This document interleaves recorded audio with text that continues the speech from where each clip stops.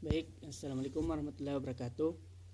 Perkenalkan, nama saya Wahyudi, kelompok 4, dengan nomor induk mahasiswa 902001171114. Nah, di sini kelompok saya akan menjelaskan tentang sigma. Nah, langsung saja saya akan memberikan pengantar tentang sigma. Metodologi sigma itu sendiri pertama kali diperkenalkan oleh Motorola pada tahun 1987 oleh seorang engineering yang bernama Bill Smith dan mendapatkan dukungan sepenuhnya oleh Bob Galvin sebagai CEO Motorola. Pada saat itu, sebagai strategi untuk Motorola itu, Six Sigma itu sendiri digunakan sebagai strategi untuk memperbaiki dan meningkatkan proses serta pengendalian kualitas di perusahaan Motorola itu sendiri.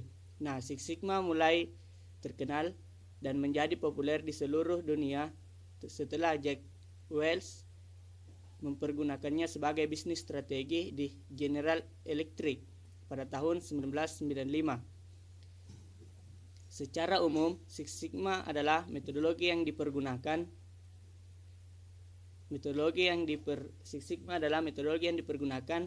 untuk melakukan upaya perbaikan dan peningkatan proses yang berkesinambungan atau terus-menerus. Nah, Six Sigma itu sendiri berasal dari kata six yang berarti 6 dan sigma yang merupakan suatu dari standar devisa yang juga dilambangkan dengan simbol Q terbalik. Six Sigma sering disimbolkan menjadi 6 dengan Q terbalik. Makin tinggi sigmanya, semakin baik pula kualitasnya. Dengan kata lain, semakin tinggi sigmanya, semakin rendah pula tingkat kecacatan atau kegagalannya. Adapun terdapat 6 aspek kunci yang perlu diperhatikan dalam aplikasi konsep Six Sigma tersebut, yaitu identifikasi pelanggan Anda, identifikasi produk, identifikasi kebutuhan Anda dalam memproduksi produk untuk pelanggan Anda, definisikan proses Anda, hindarkan kesalahan dan proses Anda, dan hilangkan semua pemborosan yang ada. Selanjutnya itu meningkatkan proses secara terus-menerus menuju target Six Sigma. Yang dilakukan oleh Six Sigma sendiri yaitu fokus terhadap kepuasan dan kebutuhan pelanggan, menurunkan tingkat kecacatan, berkisar di sekitar pusat target, menurunkan variasi. Jabatan dalam Six Sigma itu sendiri ada beberapa tingkatan, yaitu champion sponsor atau top manager, bertanggung jawab untuk mengkoordinasikan roadmap bisnis untuk mencapai Six Sigma. Yang kedua itu master black belt, adalah mentor black belt dan lainnya di seluruh perusahaan. Black belt sendiri adalah pimpinan tim yang menerapkan metodologi Six Sigma. Selanjutnya itu general belt, petugas untuk menghasilkan proyek departemen kecil yang terfokus dan sukses menggunakan strategi keberhasilan. Team members atau anggota tim, dan juga process owner atau pemilik atau orang yang mengerjakan proses. Pengetahuan tentang statistik wajib dimiliki bagi orang yang menggunakan metodologi Six Sigma ini, terutama pada posisi Grand Belt, Black Belt, dan Master Black Belt. Untuk mendapatkan sertifikat Grand Belt, Black Belt, dan Master Black Belt diperlukan pelatihan khusus dan diuji oleh badan penguji seperti ASQI Amerika Serikat dan SQI Singapura. Baik, itulah tadi materi dari saya. Mungkin sekian. Assalamualaikum warahmatullahi wabarakatuh. Assalamualaikum warahmatullahi wabarakatuh. Saya atas nama Nadia Indasari selaku pemateri ketiga akan menyampaikan materi saya, yaitu tahapan dalam DMAIC Six Sigma. Terdapat beberapa tahapan yang dilakukan pada Six Sigma dalam penyelesaian masalah atau biasa dikenal dengan metode atau tahapan DMAIC. Berikut tahapan DMAIC. Yang pertama, define. Pada tahapan ini, kamu harus menetapkan tujuan dari kegiatan perbaikan Six Sigma. Pada tahapan ini, kamu akan menyeleksi permasalahan yang nantinya akan diselesaikan beserta biaya, manfaat, dan dampak terhadap pelanggan atau customer. Di tingkat ini, tujuan atau menjadi tujuan strategis organisasi seperti ROI yang lebih tinggi pangsa pasar untuk di tingkat operasi. Penetapan tujuannya mungkin untuk meningkatkan throughput departemen produksi, sedangkan di tingkat proyek sasarannya mungkin untuk mengurangi tingkat cacat atau meningkatkan hasil. Yang kedua, measure. Pada tahapan ini, kamu akan melakukan pengukuran terhadap permasalahan yang telah didefinisikan.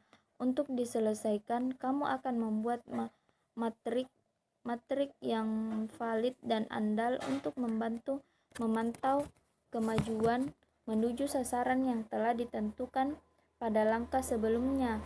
Jadi, bisa dikatakan jika pada tahapan ini akan terdapat pengambilan data yang nantinya akan digunakan untuk mengukur karakteristik serta kapabilitas dari perbaikan dan peningkatan selanjutnya. Sedangkan karena terdapat pengambilan dan pengolahan data, maka mulailah dengan menentukan garis dasar saat ini. Gunakan analisis data eksploratif dan deskriptif untuk membantu kamu dalam memahami data. Yang kedua, analisis. Pada tahap ini, kamu akan menganalisis sistem untuk mengidentifikasi bagaimana cara untuk menghilangkan kesenjangan antara kinerja sistem atau proses saat ini dengan tujuan saat ini, yang tujuan yang diinginkan. Jadi, kamu harus menentukan solusi untuk memecahkan masalah berdasarkan root cause, akar penyebab yang telah diidentifikasikan. Kamu akan membuat alat statistik untuk membantu dalam melakukan predictive analytics. Kamu bisa menggunakan lens Six Sigma untuk membuat aliran. Yang keempat, improve. Pada tahapan ini, kamu akan melakukan tindakan perbaikan terhadap permasalahan yang telah diidentifikasikan dengan melakukan pengujian dan percobaan untuk dapat mengoptimalkan solusi dalam penyelesaian permasalahan yang dialami. Di sini, kamu dituntut untuk menjadi orang yang kreatif dalam menemukan cara baru untuk melakukan hal-hal yang lebih baik, lebih murah, dan lebih cepat. Kamu dapat menggunakan manajemen proyek dan alat perencanaan manajemen lainnya untuk menerapkan pendekatan baru. Yang kelima, kontrol. Pada tahapan ini, kamu akan melembagakan sistem yang ditingkatkan dengan memodifikasi sistem kompensasi dan insentif, kebijakan prosedur, MRP, anggaran, instruksi pengoperasian, dan sistem manajemen lainnya. Kamu juga harus menetapkan standarisasi serta melakukan kontrol dan mempertahankan proses yang telah diperbaiki dan ditingkatkan. Sekian materi dari saya. Assalamualaikum warahmatullahi wabarakatuh. Bismillahirrahmanirrahim. Assalamualaikum warahmatullahi wabarakatuh. Perkenalkan, saya atas nama Alifta Pradina Nur, NIM 90200117103 dari kelompok 4 selaku pemateri yang akan menjelaskan tentang tujuan dan manfaat dari Six Sigma. Yang pertama yang ingin saya jelaskan kepada teman-teman ialah tujuan dari Six Sigma, di mana tujuan dari Six Sigma ini ialah untuk menurunkan variasi pada pengeluaran sehingga tidak akan melewati 6 standar devisi atau sigma antara pada umumnya atau mean dan batas perincian terdekat. Proses-proses sigma harus bisa menghasilkan kesalahan paling sedikit dari 3,4 per juta peluang atau per million opportunities, atau mencapai 99,9966% tingkat keberhasilan. Nah, makin tinggi nilai sigma, maka semakin sedikit suatu proses mengalami variasi dan semakin sedikit juga kesalahan yang akan dialami. Pelaksanaan Six Sigma ini berfokus pada proses, baik itu pada proses produksi atau jasa, Jika berhasil di sini, maka Six Sigma akan bisa menetapkan kalau keseluruhan proses produksi bergerak pada kemampuan yang optimal. Selanjutnya saya akan menjelaskan mengenai manfaat dari Six Sigma. Yang pertama kita lihat di sini adalah menghasilkan sukses terus-menerus. Artinya, salah satu cara untuk melanjutkan perkembangan 2 digit dan tetap menguasai sebuah pasar yang aman ialah dengan terus-menerus memiliki terobosan baru dan menciptakan kembali organisasi. Nah, Six Sigma mewujudkan keterampilan dan pikiran untuk terus-menerus bangkit kembali.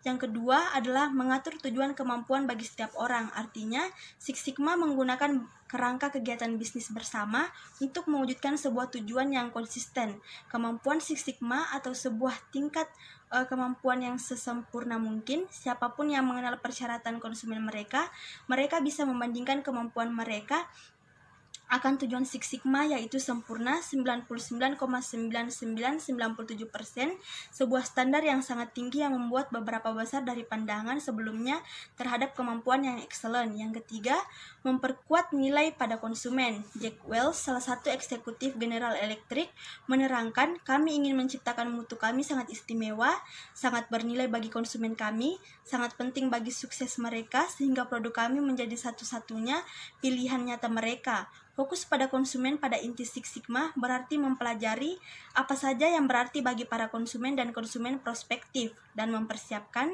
bagaimana mengirimnya kepada mereka dengan cara profitable. Yang keempat, mempercepat tingkat perbaikan. Di sini, Six Sigma meringankan sebuah perusahaan tidak hanya meningkatkan kemampuan, tetapi juga meningkatkan perbaikan dalam usaha mencukupi desakan konsumen. Yang kelima, mempromosikan pembelajaran dan cross-pollination. Di sini, Six Sigma merupakan pendekatan yang bisa meningkatkan dan mempercepat pembangunan dan peredaran ide-ide baru di sebuah organisasi keseluruhan. Nilai Six Sigma sebagai alat pembelajaran dinilai gawat, karena contohnya banyak orang yang berpengalaman dengan keterampilan dalam banyak proses dan bagaimana mengatur dan membenarkan proses dapat dipindah ke divisi lain, bukan cuma dengan kurva pembelajaran yang lebih pendek. Nah, yang terakhir ialah melakukan perubahan strategis. Di sini memperkenalkan produk-produk baru, menjalin kerjasama baru, memasuki bagian pasar baru, membimbing organisasi baru saat ini telah menjadi insiden harian di banyak perusahaan. Mengetahui dengan lebih baik proses dan langkah perusahaan akan memberikan keterampilan yang lebih besar untuk melakukan penyesuaian kecil maupun perubahan-perubahan besar yang dituntut oleh sukses bisnis abad 21. Sekian dari saya, lebih dan kurangnya mohon dimaafkan. Assalamualaikum warahmatullahi wabarakatuh.